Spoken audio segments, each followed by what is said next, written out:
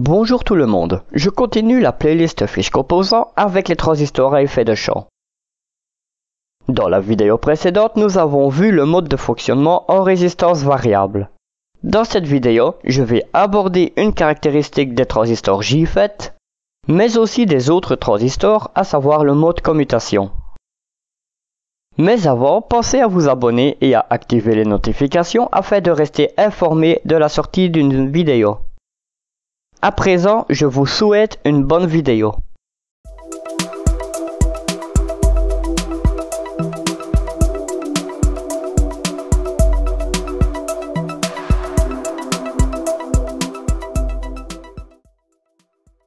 En mode commutation, les transistors fonctionnent selon deux états, l'état bloqué et l'état conducteur.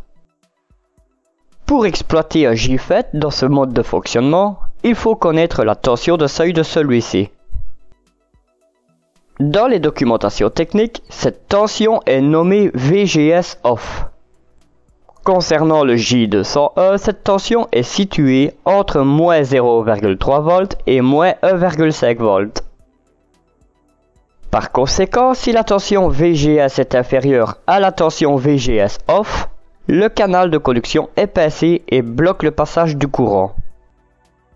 Ainsi, le JFET se comporte comme un interrupteur ouvert.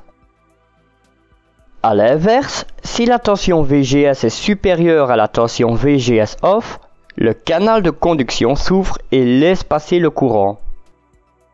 Ainsi, le JFET se comporte comme un interrupteur fermé. À présent, voyons quelques raisons d'utiliser un JFET en mode commutation. Haute impédance d'entrée. La grille n'a besoin que d'un très faible courant pour contrôler le courant de drain. C'est parfait si on souhaite minimiser la charge au niveau de la source du signal.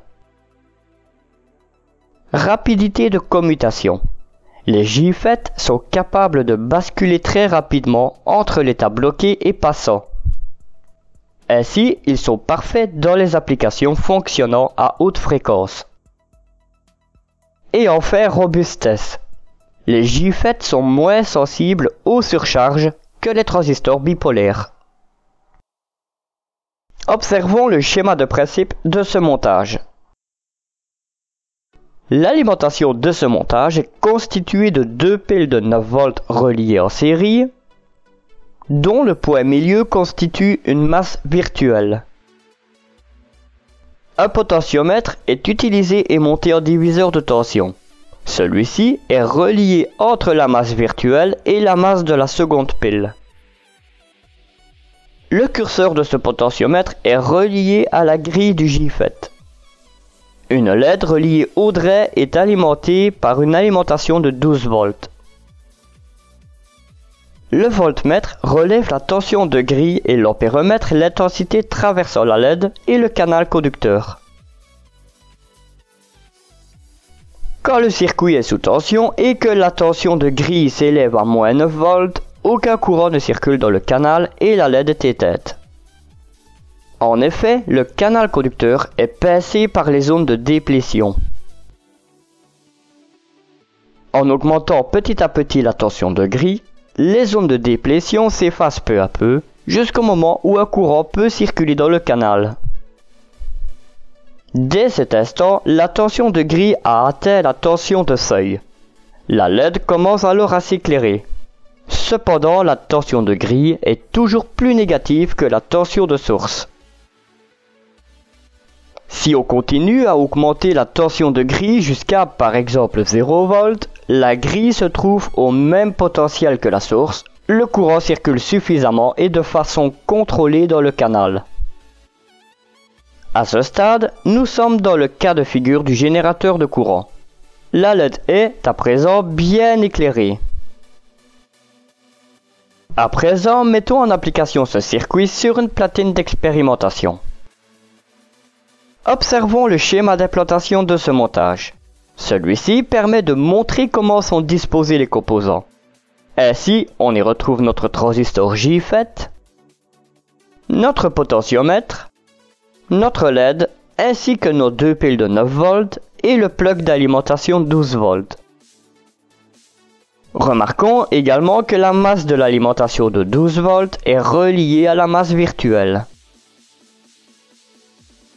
Maintenant, nous pouvons mettre en pratique le circuit en le testant. Un voltmètre est utilisé pour relever la tension sur la grille et l'ampéromètre le courant circulant dans le canal conducteur. Commençons en plaçant le circuit sous tension et de telle sorte à avoir une tension s'élevant à moins 9 volts sur la grille.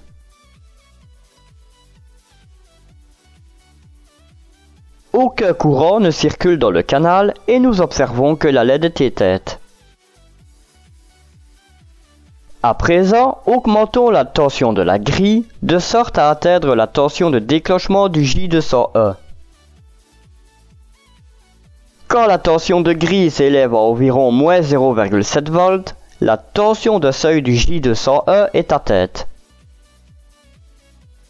Par conséquent, un faible courant commence à circuler dans le canal conducteur et s'élève à environ 2 microampères. Aussi, nous pouvons observer que la LED commence à s'éclairer faiblement. À présent, augmentons encore la tension afin de placer la grille au même potentiel que la source. Lorsque la tension de grille s'élève à 0 volts, le courant circulant dans le canal a une intensité d'environ 520 microampères. De plus, nous pouvons voir que la LED est bien éclairée. Nous sommes arrivés au terme de cette vidéo dans laquelle nous avons vu le J201 en mode commutation. On sait maintenant qu'il peut être utilisé en tant qu'interrupteur commandé en tension. Si cette vidéo vous a plu, n'hésitez pas à la liker, à la partager et à la commenter. Dans la prochaine vidéo, je clôturerai la série de fiches composants sur les transistors à effet de champ. Afin de ne pas rater la sortie de cette vidéo, abonnez-vous et activez les notifications. Tout en vous souhaitant de très bonnes expériences électroniques, je vous donne rendez-vous pour la suite sur Proto Électronique. Bye!